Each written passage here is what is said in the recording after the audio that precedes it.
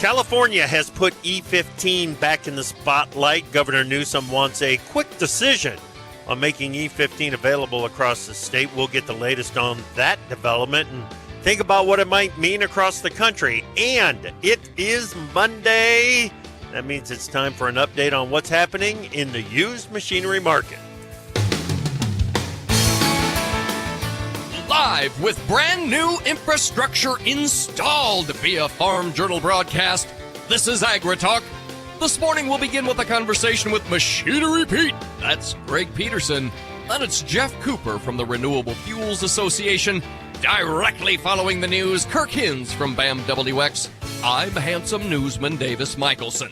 Now, welcome the host of AgriTalk, Chip Flory. All right, Davis. Geez. With new infrastructure installed, right. it makes me think that some sort of an environmental catastrophe was avoided. Yes, absolutely it was. New septic line. Yeah, new septic Nice. line all the way out to the street. Yeah. Nice. Here's the thing. Well, I'm sure that was cheap. Worth it. Let's just say that, because you flush the toilet and the stuff goes away. I don't know where it goes, but it goes away again, which is great. Yeah, just make it go away. Here's the other thing, though. They had to dig down, 15, 20 feet in the front yard. Sure. They did a beautiful job of putting all the dirt back, packing it down real good, starting at the very lowest levels. You got to tamp that down.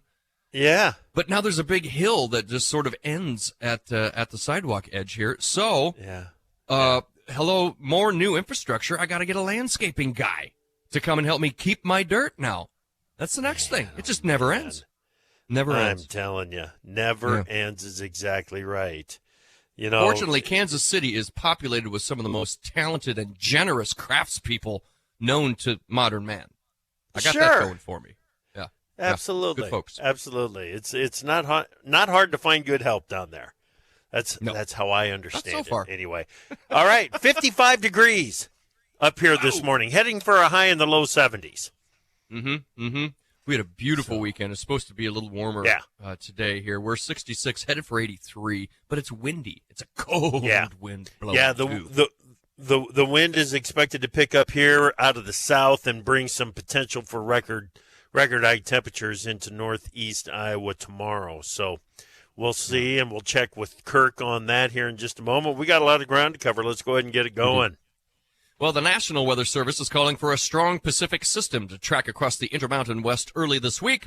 Strong winds and higher elevation snow will affect the western states. Farther east here, strong southerly winds will usher in record warmth for most of the central and eastern United States. The threat for rapid spread of wildfires today, then increasing chances for severe thunderstorms for the center of the nation. Rains fell across center-west and center-south Brazil during the weekend, Chip, and more rainfall through those areas is expected over the next 2 weeks. Yeah, we'll get an update from Kirk here in just a moment. So, good deal. Yep. Private exporters reported the following sales activity. 124,000 metric tons of corn sold for delivery to Japan during the 24-25 marketing year, and 120,000 metric tons of corn for delivery to unknown destinations, also for the 24-25 marketing year. Chip, is that 9 days in a row of daily corn sales? I think that's right. Right. 9 consecutive business days in a row with a daily export sales announcement for corn. That's good news. Now, it's not really doing that much to support the corn market here this morning, but it's good to see the demand coming in here. Well, Chip, oil prices fell sharply after Israel's weekend attacks on Iran avoided targeting key oil and nuclear infrastructure. Iran's measured response, signaling no immediate retaliation, helped ease fears of regional supply disruption. Let me just scroll down a little bit. What's the crude look like currently here, Chip? You got it on? Crude here we go. Right now is down huge. Look at that. Yeah. Wow. The D's off like 420 right now. Wow. Right. Decide not to attack the Iranian oil facilities. Evidently is good for $3.5, $4 in downside in this crude oil market. Wow. I guess thanks then. Election year politics, clearly the focus in Washington with November 5 elections deciding the fate of the White House, the House, and the Senate. Polls suggest a tight race for the presidency and the House, with most expecting a GOP takeover of the Senate. It's almost over, Chip. Yeah. Well, according to the University of Florida Election Lab, over 41 million Americans voted early as of yesterday afternoon. More than 65 million mail-in ballots were requested. Of those, about 21 million ballots have been returned. Additionally, over 20 million people have cast early in-person votes. Yeah, I like to make a thing of it on election day. Be, one of the first in line at the precinct and, grab a donut or something on the way home along with my I voted sticker. Yeah. I'm looking forward to it. Yeah, little treat. Yeah. That's good. USDA raised its food price inflation outlook for both 2024 and 2025, with all food prices in 2024 now expected to rise 2.3%. That's up from 2.2% in September. Egg prices in focus.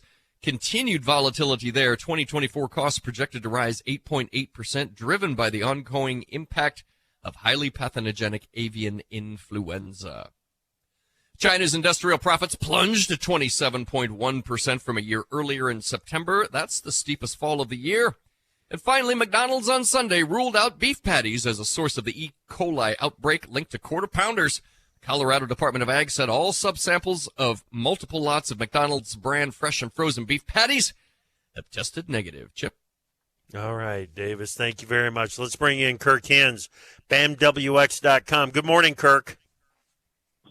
Good morning, sir. How are we? Hey, I'm good. Temperatures are warm. It's going to be a little windy, though, it looks like. Yeah, especially the first half of the week for the plains. Definitely going to be windy, but you mentioned that warmth. It's not one to go away very quickly. I think the next 1 to 2 weeks, it's pretty locked in. Still thinking the consensus agreement is like, whereas we're getting into that second half of November, as we're going towards the first holiday into Thanksgiving, I think that's when that real colder change can start to work in. But no doubt the next couple of weeks definitely warm. Okay. And there's some chances for rains making their way into the outlook, isn't there?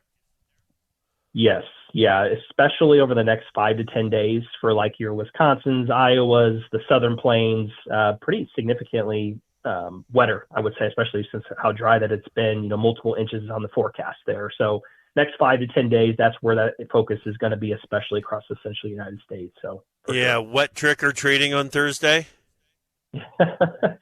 Yeah, I mean, there definitely is a front to work through. I'm not sure it's a washout for anybody, but again, it's been so dry lately. Got to note it.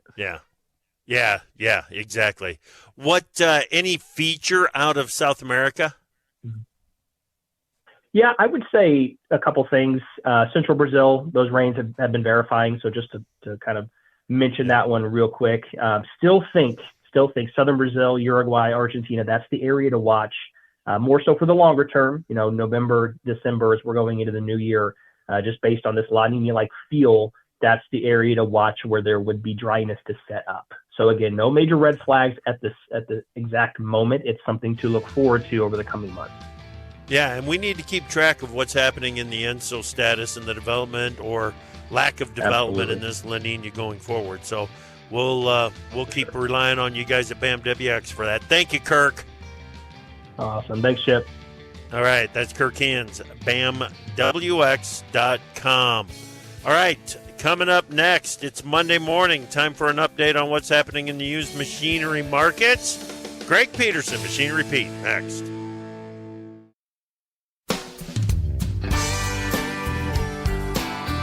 Machinery Pete on AgriTalk is brought to you by Firestone Ag. Firestone Ag now offers Bridgestone tractor tires, the ultimate lineup of tires engineered to deliver enhanced wear life, durability, and ride comfort on the road. To learn more, talk to your local certified Firestone Ag dealer. Welcome back to AgriTalk. I'm Chip. Glad that you are with us for one of the highlights of the week. We get to have a conversation with Greg Peterson, Machinery Pete. How you doing, Greg? Hey, I'm doing well, man. Highlight of the week. Thanks for that. Yeah. Well, I'm doing well. You left me speechless. Jeez, don't be thrown by that, Greg. I must not show my appreciation enough. No, it's just hard for Norwegians to accept compliments. That's just all that is. My bad. Thank you. There you go. There you go. Okay, let's get right to it with the pick of the week. What do you got? Well, pick of the week. Before I hop into that, I do want to do a quick little shout out. I threw a note on social yesterday. Alvin Al McQuinn, actually, shout out for Al. It was 93 years old, passed away last Wednesday. Al was the founder of AgChem company in 1963, of course, Jackson, Minnesota, and developed the rogators and the Terragators. Yeah. Precision agriculture, kind of a pioneer there. Amazing life, passed away at 93. So shout out to Al for an amazing life in American agriculture there. And then if we transition to the pick of the week, we're heading to North Carolina. Sale Saturday, Chip. I had posted about this sale last week in advance. I kind of suspected it would be a hot one. Very nice equipment. It was a farm estate auction. Zebulon, North Carolina, sale by my friend Jason Acock, and some really strong prices. They had a John Deere 7830, low hours, 1,020 hours, brought 150K. That's the highest auction price this year on a 7830. Okay. For you Case fans, they had a 2390 with low hours again, 2,745 hours. That brought $23,000, third highest auction price ever on a 2390.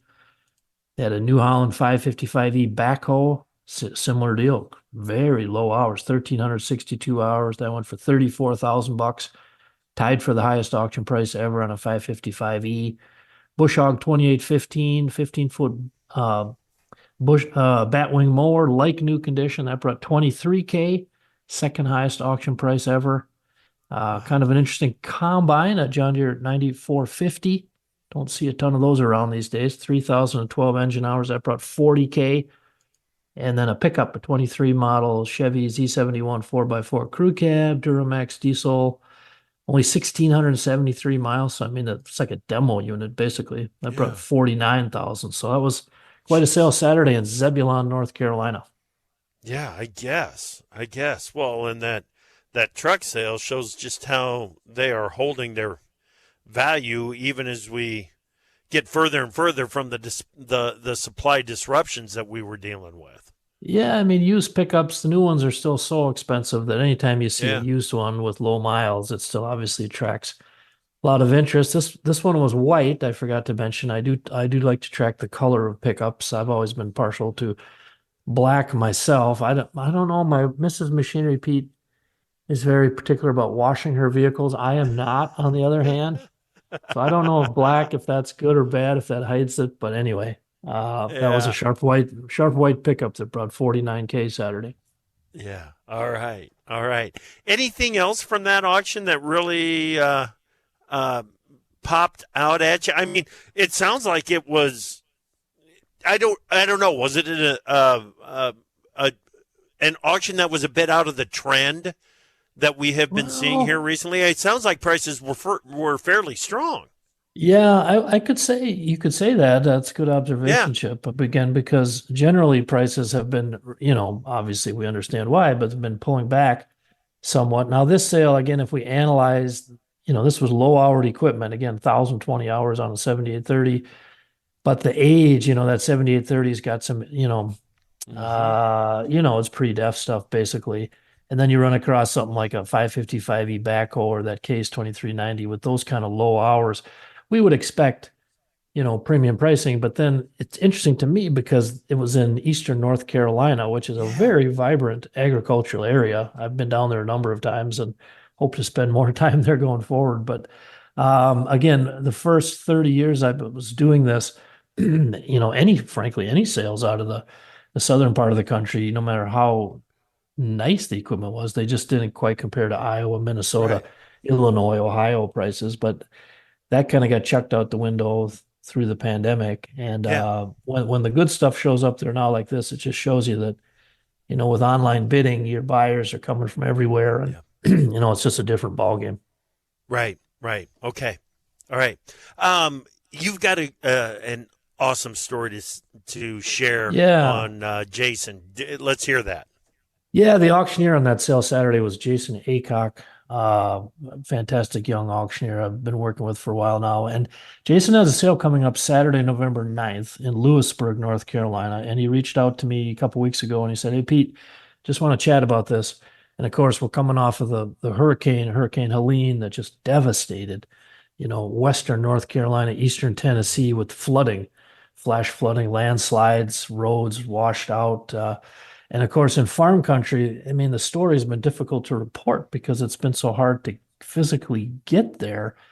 But Jason is a good dude. And he said, Pete, on this Saturday, November 9th auction, I want to sell my own personal Alice Chalmers 8070 mechanical front tractor. It's got 9,332 hours, very sharp tractor. And Jason's going to donate 100% of the proceeds to help the farmers in Western North Carolina who are struggling so much to recover from the hurricane. Nice. And so I'll be posting some more info. Watch for this, folks. But you can, if you want to check it out, sales on proxy bid, you can, of course, check it out there, or acocauctioneering.com. Again, it's Saturday, November 9th. And Jason is going to sell the tractor, but then also open it up and say, if anyone wants to, tack on a little contribution.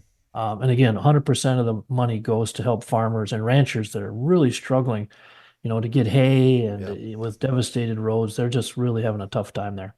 He'll make sure that it gets used right. Yes. Yeah. Yes. Jason's working with Farm Bureau in North Carolina very closely. And again, watch upcoming episodes of Machinery Pete TV. We'll be telling more about this story, folks. Excellent. Okay. Talk to me, stay in the Southeast and talk to me about the sales there at AgPro. Yeah, this was a big sale. A lot of eyes on this last Tuesday. Sale by Merit Auctions. AgPro, of course, a great John Deere dealership with a huge footprint from Ohio down into the Southeast, Georgia. They had another online auction with some very late model equipment of interest. They had a 22 model John Deere X9 1000 combine, 585 engine hours, sold for $440,000. Now that's interesting. If I look at the average auction price on X9 1000 so far this year, right now it's about $473,000. I've seen them as high as $585 and as low as $385.5. Had a 23 model John Deere S780 combine, 249 engine hours, went for $407,500. That's a little bit above the average auction price on a 23 model S780 so far this year, just over $369,000. A couple tractors of note. They had a 23 model Case IH Stagger 500 quad track, 256 hours. That one for $385,000. And then a pair of John Deere 8R410s, 23 model, 416 hours for $357,500.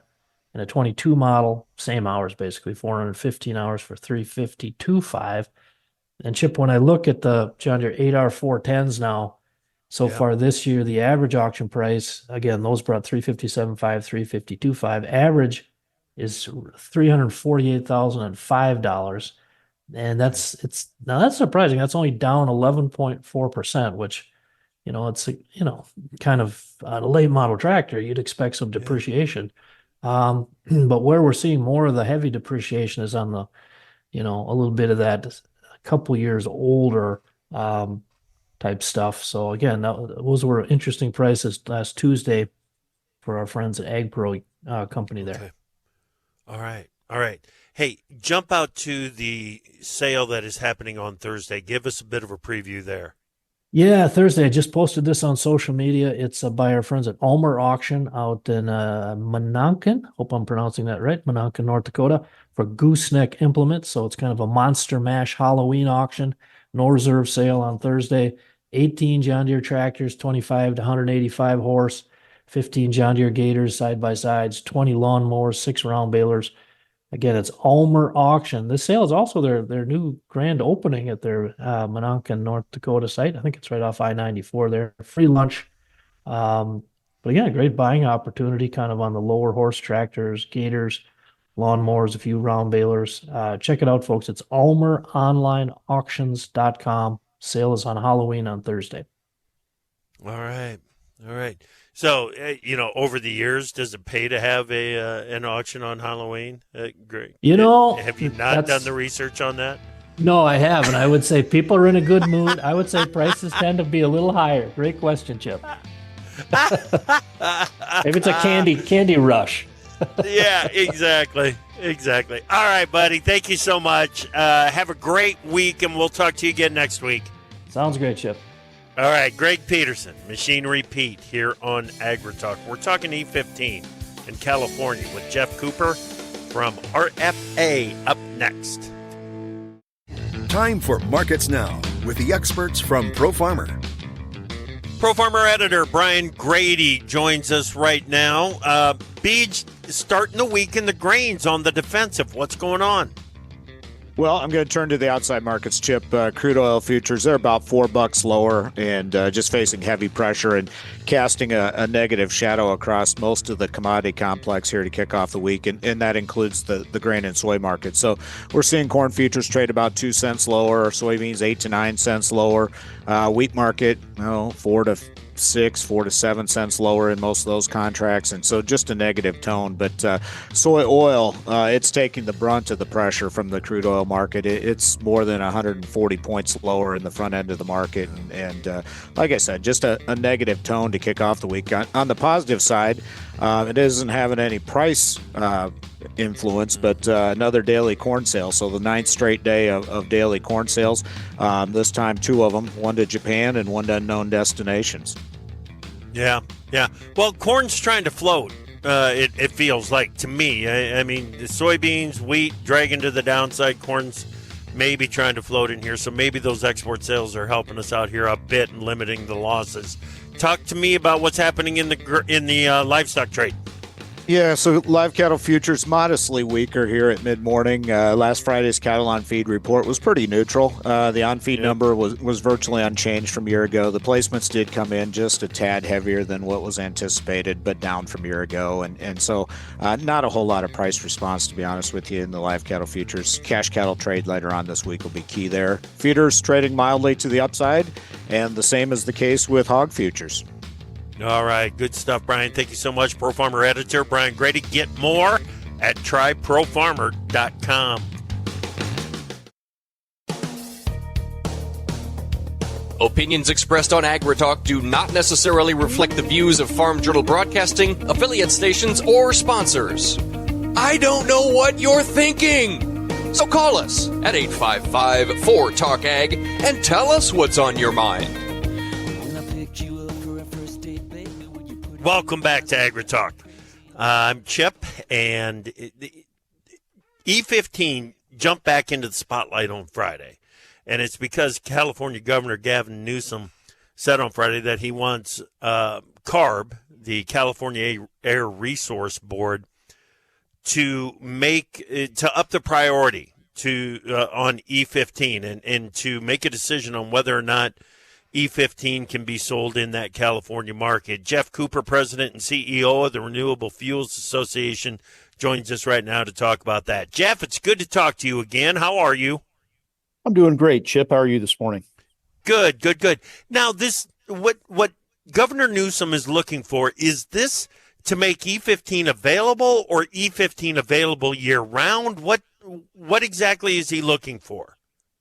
Well, he's simply asking CARB to pick up the pace on their process to approve the allowance of E15 in the state of California. And because of California's unique regulatory environment, it would have year-round availability from day one. So we wouldn't have that same summertime barrier in California that we have in other states.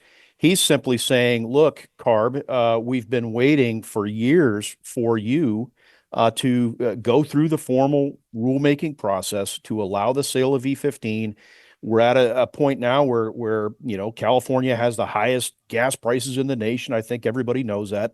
They're going to go even higher because refineries are closing down in the state of California. They've got other new policies that they think are going to add to gas prices. So the governor, I think, is looking for solutions to help keep a lid on gas prices, and he rightly has turned to E15 as one of those solutions.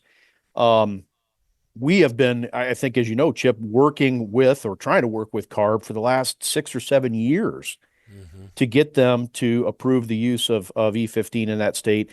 They've been dragging their feet. They've done all the testing. They've done all the emissions analysis. They've done all the technical work, but they haven't taken that final step of approving the fuel via their rulemaking process. The governor's letter is telling them, hey, it's time to get on it and get that done. Yeah, okay. It seems like Newsom jumps from economic to environmental and back again when he's making a push to get anything done on the fuel side of things. Which is it this time? Is it economic or environmental? Well, fortunately for us, it's both, and ethanol checks both of those boxes. E15 checks both of those boxes. But what is really driving this current conversation, Chip, is the economic side.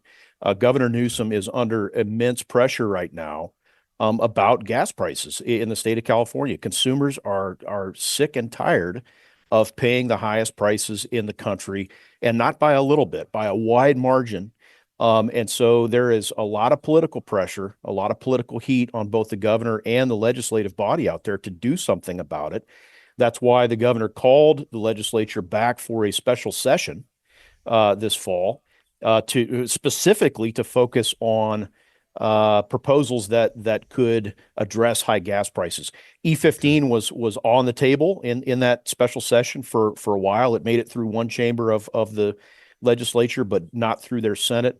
So I think, in the wake of all of that, the governor is now saying again, look, E15 needs to be at the top of the list when we look at solutions for keeping gas prices down. His letter to CARB actually cited a study by economists at the University of California, Berkeley. So we're not talking about, economists at Iowa State or Illinois or anywhere else. We're talking about UC Berkeley did a study that said, hey, if California allowed E15 statewide, that could put, 20 cents per gallon back in the pockets of California drivers. It could save you 20 cents a gallon if they had access to E15. And then, Jeff, to counter that, I saw one piece of quote unquote analysis on this that said that if this is allowed, it would raise the cost of gasoline by 47 to 65 cents per gallon. I don't understand that at all. Help me. Yeah, so we saw that article too, Chip, and began digging into it. And I think where the confusion comes in is there are really two things that CARB is looking at right now. One is, hey, do we get off our tails and get E15 done? And number two is they've got new amendments to their low carbon fuel standard that they are going to be voting on in another week or so. And that article is saying if those changes to the LCFS get adopted, that's going to cause higher gas prices, not the E15 piece. So I think that's where there's been some confusion. And again, I think the governor's looking at that and recognizing that, yeah, if some of these LCFS changes go through, making it harder for low cost renewable fuels like ethanol to contribute to their LCFS, that could put upward pressure on gas prices. What can we do to counteract that? And that's where E15 comes into play. Yeah, it's amazing to me that those two pieces of analysis can exist at the same time. One saying, listen, it'll drop prices by 20 cents. The other one says it'll raise prices by 50 cents. It just, talk about frustrating. Well, it is. I mean, it's frustrating to me. I can't even believe what it would be to you. Well, fortunately, Chip, we've been able to go to lawmakers in the state of California and folks in the governor's office with real world evidence from 31 other states that are currently selling E15. We're able to show them pictures of price marquees and actual pumps so they can see with their very own eyes what the price differential is for E15. And we can show them in Iowa, Minnesota, Nebraska, take your pick. E15 is going to be 15 to 20 to 25, 30 cents cheaper than E10. In some places, it's going to be even more of a differential than that. So we've been able to show them that evidence. And I think we've convinced many in the state that E15 absolutely would be an economic benefit for drivers out there. Okay. All right. One thing about this is it's important across the country for this because there are so many states that seem to follow California's lead on issues like this. If California gets this done in short order, I shouldn't say short order, finally gets this done, would you expect other states to follow? Well, we certainly have seen many cases in the past where California does something, and then very shortly thereafter, Oregon and Washington do the same thing, and the states in the Northeast do the same thing. So, yeah, we think if California makes E15 a priority, and you've got Governor Newsom out there saying, hey, this is a win-win. Those were his words. This is going to lower gas prices. It's going to keep our air clean. That's going to get the attention of governors in those other states. So that's why It's important. So yeah, it is important, man. And we're very encouraged by what we saw out of the governor's office late last week. And we hope that that's, enough to get CARB, again, unstuck and off a dead center and get this thing done. There's no reason to keep dragging their feet on this. Okay. All right. Couple of other issues here real quick. What's your message to the Treasury Department regarding 45Z details? That message is simple. Get a proposal out. Get a proposal out. We're headed into November. There's two months left in this year. We're 2 months away from that tax credit taking effect by law. And we have no details, not even proposed details on how this tax credit is going to operate in practice. So get it out so we can start chewing on it, and the industry and our partners in agriculture can begin to plan and look ahead to next year. So that's message number one. Number two is don't screw it up. And take the lessons that we learned from 40B, the SAF credit, and don't repeat those. If we're going to include farming practices, which we should, don't tie them together, don't bundle them, allow farmers to pick and choose what practices work best for their operations, and allow those practices to be incorporated into the life cycle analysis in a straightforward and simple manner. Right. Okay. All right. Not a lot of time left, but there was news on small refinery exemptions here recently. Basically what it is, or correct me if I'm wrong, there's going to be a decision on which courts can decide SRE court cases, right? Or requests. That's correct, Chip. Okay. The Supreme Court recently decided that they were going to hear our appeal, and an appeal from EPA of a decision out of the Fifth Circuit, which is down in the Gulf Coast region, where the Fifth Circuit Court, thought it had the authority to issue a decision on a challenge from small refiners to the denial of their SRE petitions. And we said, hey, that court should have never heard that challenge. It's the wrong venue. Only the DC Circuit can hear those cases. So now the Supreme Court is going to sort that out. And we are confident and certainly hopeful that they're going to agree with us and agree with EPA that the proper venue for any challenges to the RFS, including small refinery exemptions, is the DC Circuit Court. That's where that belongs. And the reason for that is because it's federal law. That's right. The renewable fuel standard is a national program. If you give out an exemption, it lowers the national amount of renewable fuels that are going to be blended. So the statute is very clear. The law is very clear that issues that have that nationwide scope belong in the DC Circuit when there's any challenges to those regulations. Yep. All right. Hey, Jeff, it's always great to get you on the show here, man. Thank you so much for making time for us. Hey, always happy to do it, Chip. Have a great week. All right, you too. Jeff Cooper, President and CEO of the Renewable Fuels Association. Okay, Davis and I will be right back. We've got some summaries to do here, including, I think it's more than just Oregon and Washington that might be influenced by California. Our name says it all. AgriTalk. What more do you need to know? And welcome back to AgriTalk, everyone. Your pal, Davis Michelson, here in attendance. Let's see. I'm going down my list. Flory. Yes. Flory. Yes. Here. Flory is present. here as well. Present. Okay. We're all accounted for here. Okay. Good. You threw out a little teaser there about about the influence of California rulemaking, legislation, etc. We know that Oregon and Washington are pretty friendly as far as, state governments go to some of these ideas coming out of California. That's probably as far as that influence reaches, though, isn't it? It just kind of stays there in the PNW, No. should we call it? No, it's not.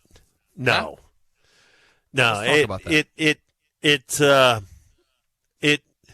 The influence when it comes to environmental issues in particular, I think, is much farther reaching than Oregon and Washington.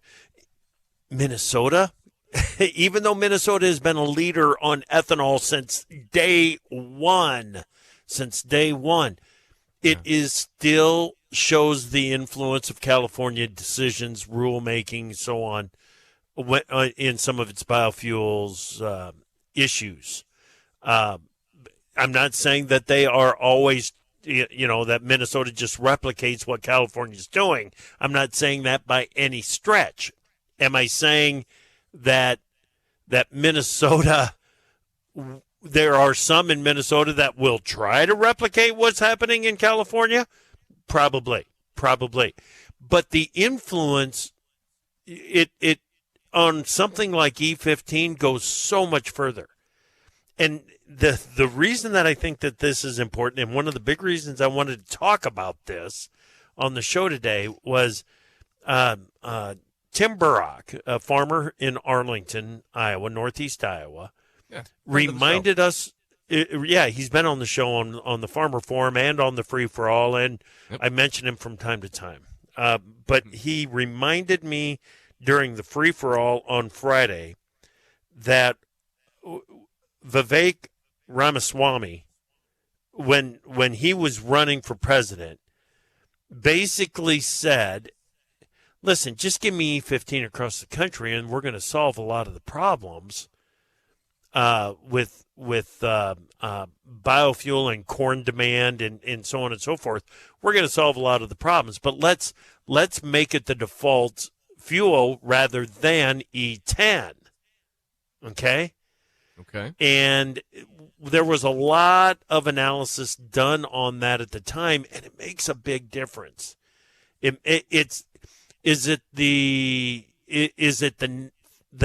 next thing that ushers us into the next golden era of agriculture? Maybe not. Is it a 50-cent difference on corn? Maybe. So I think the more that California puts E15 into the spotlight, the more likely it is to be something that other states in other parts of the country will also be considering and pushing for going forward. Yeah. And if we look at things like what was it, Proposition 12 with the hogs, and then you wind up clear on the other coast in, was it Maryland or Massachusetts? With Question 3. Massachusetts. Yeah. Similar sort of legislation there. So certainly there's right. There's it matters. Yeah. It matters. Yeah. No doubt. No doubt. A couple things I wanted to just run by here. Some things we didn't get to in the news, if we could just real quick. Absolutely. Brian Winnikins from WRDN in Wisconsin has been keeping us apprised of the situation here. The Iowa Department of Agriculture has euthanized approximately 1.3 million chickens that it had taken custody of following the bankruptcy of Pure Prairie Poultry.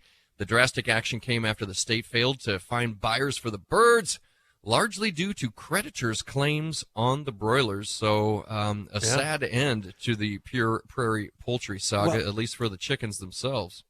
And I think if they could have found processing space, they would have been able to find a buyer. Yeah. Because they would have been sold for 10 cents on the dollar, something like that. Sure. But I don't think they could find the processing space to get those birds from the feeder barns into the into consumers' hands. My wife and I were talking about that just this morning. What isn't there some other place that these birds could have gone? Couldn't we just have? Well, no, because the processors have limits. They can't have a bunch of extra birds laying around. You know what I mean? They can only process as many. They have a threshold there, and beyond that, you're going to wind up with dead, stinky birds out back, and nobody wants that. And we've got to remember that a processing plant closed in all of this. So we took capacity out of the industry. When you take capacity out of the industry, I don't care if we're talking about poultry or pork or beef. When you do that, you're going to put stressors out there in the industry, and this is one that they couldn't find the room is what it sounds like. No place to put them. Another quick one here. The American Soybean Association, the ASA, expressed concern over new restrictions imposed by the EPA on glufosinate P herbicide.